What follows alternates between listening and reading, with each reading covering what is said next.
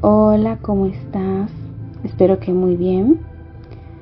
Gracias por estar aquí. En este video voy a leer extractos del libro de Carl Jung y se llama Arquetipos e Inconsciente Colectivo. La hipótesis de inconsciente colectivo es uno de estos conceptos que chocan en un comienzo al público, pero que pronto se convierten en ideas de uso corriente. En primer término, fue una asignación para el estado de los contenidos mentales olvidados o reprimidos. En trabajos posteriores de Freud estableció una diferenciación dentro de su enfoque, llamó ello a la psique instintiva, y su super-yo designa la conciencia colectiva, en parte consciente para el individuo y en parte inconsciente, o sea, de forma reprimida. Lo llamamos inconsciente personal, pero ese extracto descansa sobre otro más profundo que no se origina en la experiencia y la adquisición personal, sino que es innato. Lo llamamos inconsciente colectivo, porque este inconsciente no es de naturaleza individual, sino universal.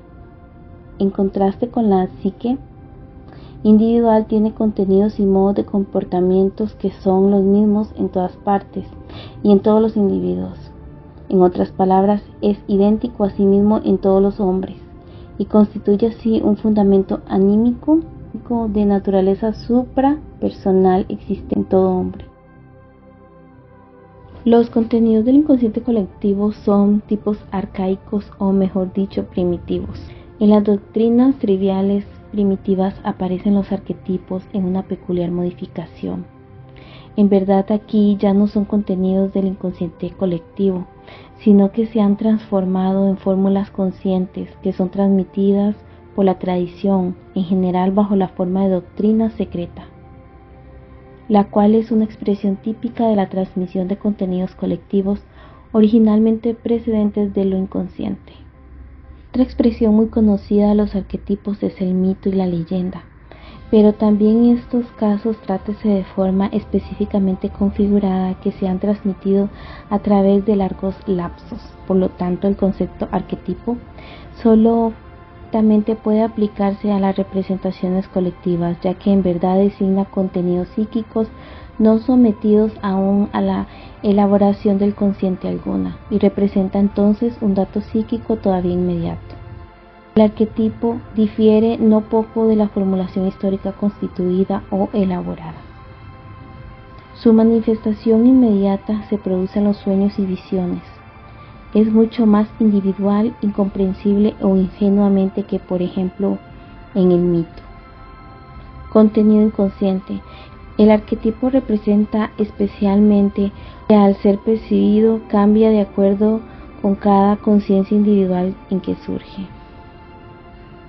Hemos aclarado que se entiende por arquetipo en relación con el mito, la doctrina secreta y la leyenda, pero el tema se complica si intentamos examinar a fondo qué es psicológicamente un arquetipo. El arquetipo en sí representa un modelo hipotético, no intuible, con el patrón de comportamiento de la biología. Mito. Jung ve los mitos como expresiones simbólicas del inconsciente colectivo de una cultura. Los mitos son narrativas que transmiten verdades universales sobre la psique humana y la experiencia humana en general. Por ejemplo, el mito de Prometeo en la mitología griega, que habla sobre la lucha entre el individuo y el poder divino. Leyenda. Las leyendas son historias transmitidas a lo largo del tiempo, que a menudo tienen un núcleo de verdad histórica, pero que también están cargadas de simbolismo. Yo las vería como manifestaciones del inconsciente colectivo, pero con una conexión más directa con eventos históricos o locales. Por ejemplo, la leyenda del rey Arturo y los caballeros de la mesa redonda. Jung distinguía entre el inconsciente personal, experiencias individuales olvidadas o reprimidas, y el inconsciente colectivo, que vendrían siendo las estructuras y motivaciones psicológicas comunes a toda la humanidad. Este último incluye arquetipos universales como la madre, el héroe, el sabio.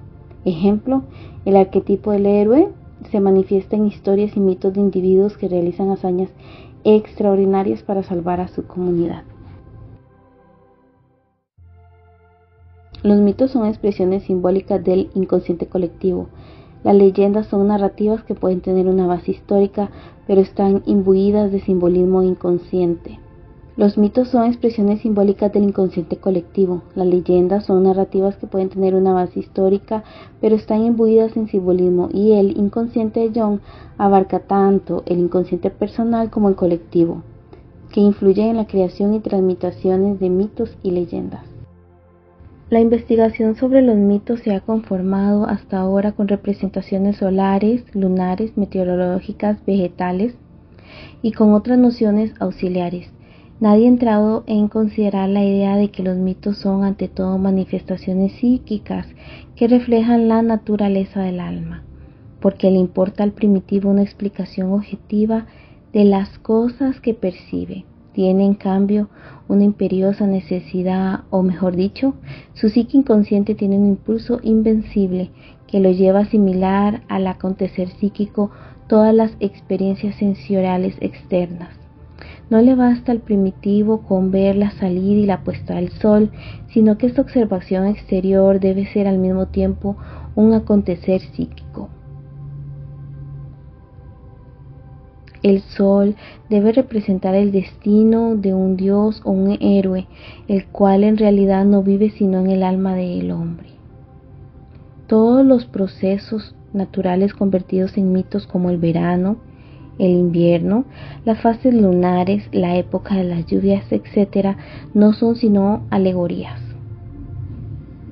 De esas experiencias objetivas, o más bien expresiones simbólicas del íntimo e inconsciente drama del alma, cuya aprehensión se hace posible al proyectarlo, es decir, cuando aparece reflejado en los sucesos naturales. La proyección es hasta tal punto profunda que fueron necesarios varios siglos de cultura para separarla, en cierta medida, del objeto exterior. El hombre primitivo es una subjetividad tan impresionante que en realidad la primera presunción hubiera debido ser que existe una relación entre el mito y lo psíquico. Precisamente el hecho de que ese proceso sea inconsciente es lo que hizo que para explicar el mito se pensara en cualquier otra cosa antes que en el alma, pues no se sabía que el alma contiene todas las imágenes que han surgido los mitos, y que nuestro inconsciente es un sujeto actuante y paciente, cuyo drama el hombre primitivo vuelve a encontrar en todos los grandes y pequeños procesos naturales. Todas las doctrinas secretas tratan de aprender el invisible acontecer psíquico. Todas reivindican para sí la autoridad más elevada.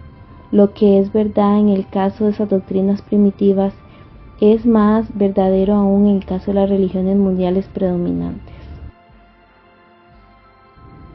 Lo inconsciente colectivo, como hoy lo llamamos, nunca fue psicológico, puesto que mucho antes de la Iglesia Católica, ya en tiempos prehistóricos del Neolito, existieron misterios. Nunca le faltaron a la humanidad imágenes poderosas que le dieran protección contra la vida inquietante de las honduras del alma. Siempre fueron expresadas las figuras de lo inconsciente mediante imágenes protectoras y benéficas que permitían expulsar el drama anímico hasta el espacio cósmico extraanímico. Ese desarrollo tiene una consecuencia interna. Todo aquello en lo cual no se pensaba y que por lo tanto carece de conexión con la conciencia que sigue evolucionando se ha perdido. Si intentáramos cubrir el espacio que queda con aparatos, ropajes orientales como hacen los teósofos, seríamos infieles a nuestra propia historia. No es posible empobrecerse hasta llegar a ser un mendigo, para posar después como uno de esos reyes hindúes del teatro. En 1508, el humanista Karl Bovillaus le escribe a un amigo y dice así: quiero referirme a un rostro que se me apareció en el cielo una noche iluminada por las estrellas.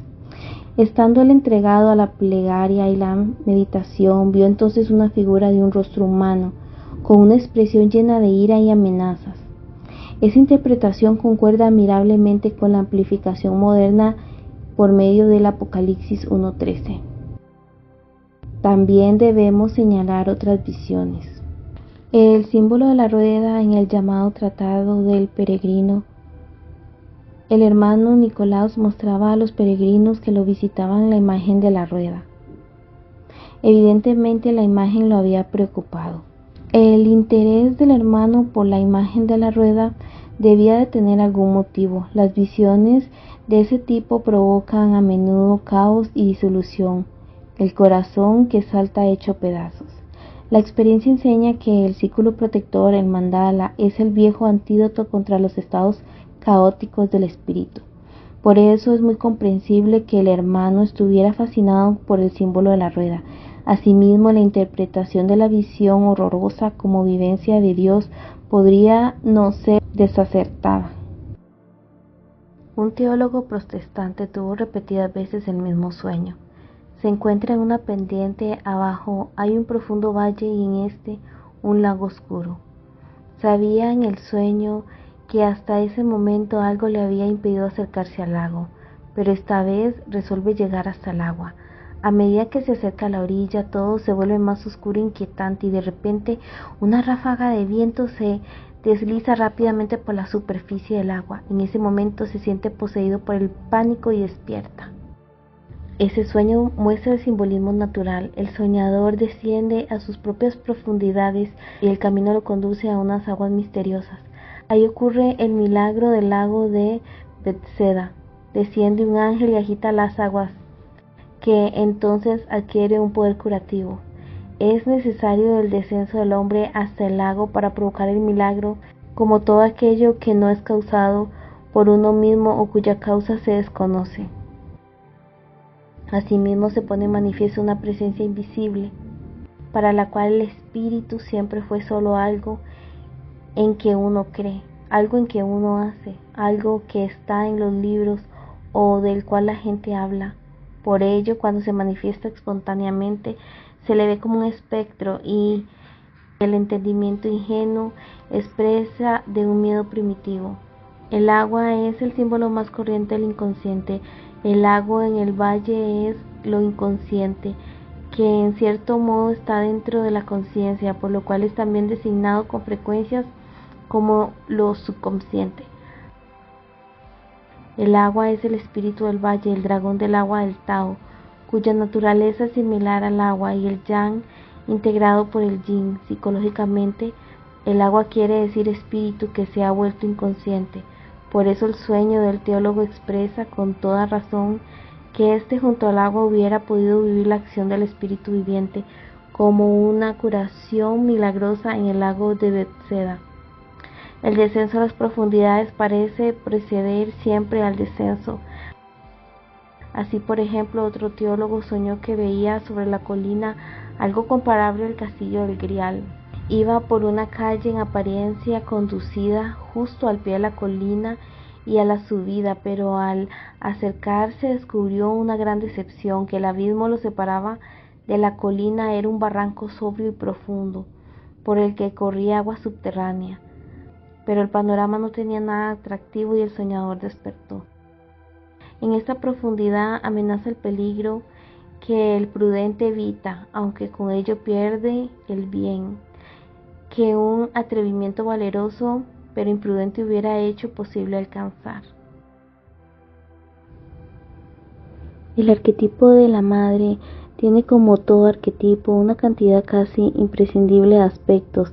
Citando solo algunas formas típicas, tenemos la madre y la abuela, la madrastra y la suegra, cualquier mujer con la que se está relacionado, incluyendo también la niñera, el remoto antepasado femenino y la mujer blanca, en sentido figurado más elevado, la diosa como madre rejuvenecida, Sofía como madre y amante, a veces también del tipo de Cibeles y Atis, o como la hija, madre rejuvenecida, la meta del anhelo de salvación, en sentido más amplio, la iglesia, la universidad, la ciudad, el país, el cielo, la tierra, el bosque, el mar, el estanque, la materia, el inframundo, la luna, en el sentido más estricto, como sitio de nacimiento o de engendramiento, el campo, el jardín, el peñasco, la cueva, el árbol, el manantial, la fuente profunda, la pila bautismal, la flor como vasija, rosa y loto, como círculo mágico, mandala, como Padma, y en sentido más estricto la matriz, toda forma hueca, por ejemplo la tuerca, como animal la vaca, la liebre y todo animal útil en general. Todos estos símbolos pueden tener un sentido positivo favorable o un sentido negativo y nefasto. Un aspecto ambivalente es la diosa del destino. Uno nefasto, la bruja, el dragón, todo animal que devora y envuelve a sus víctimas en un abrazo como un pez, una serpiente, la tumba, el sarcófago, la profundidad del agua, la muerte, el fantasma nocturno. Esta enumeración no pretende en ningún modo ser compleja, solo señala los rasgos esenciales del arquetipo de la madre. Las características de estos son lo materno, la autoridad mágica de lo femenino, la sabiduría, la altura espiritual, que está más allá del entendimiento, lo bondadoso, lo protector, lo sustentador. Estos son tres aspectos esenciales de la madre: su bondad protectora y sustentadora, su emocionalidad orgiástica y su oscuridad inframundana. Pese a la figura de la madre que nos ofrece la psicología de los pueblos es, por así decirlo, universal, esa imagen sufre modificaciones de no poca consideración en la experiencia práctica individual.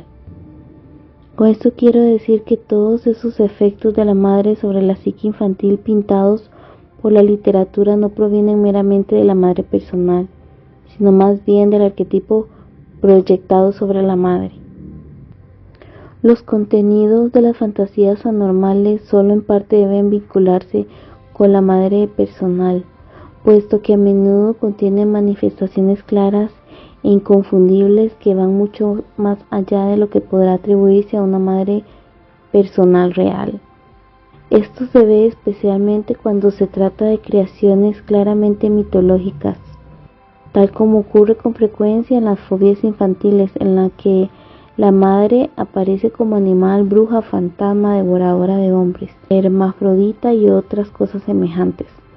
Pero las fantasías no siempre son abiertamente mitológicas, o cuando lo son no siempre provienen de una condición inconsciente, sino que pueden originarse en ocasiones en cuentos populares y en observaciones casuales, o en cualquier otra circunstancia similar. El complejo materno. El arquetipo de la madre constituye la base del llamado complejo materno. Representa un problema aún sin solución. El saber si ese complejo puede tener lugar sin una participación casual demostrable de la madre. De acuerdo con mi experiencia, creo que en el proceso que causa la perturbación de la madre desempeña un papel activo siempre, y en especial en las neurosis infantiles, pero en todos los casos la esfera instintiva del niño es perturbada y los arquetipos quedan de este modo canalizados y se sitúan entre la madre y el niño como un elemento extraño y a menudo causando miedo.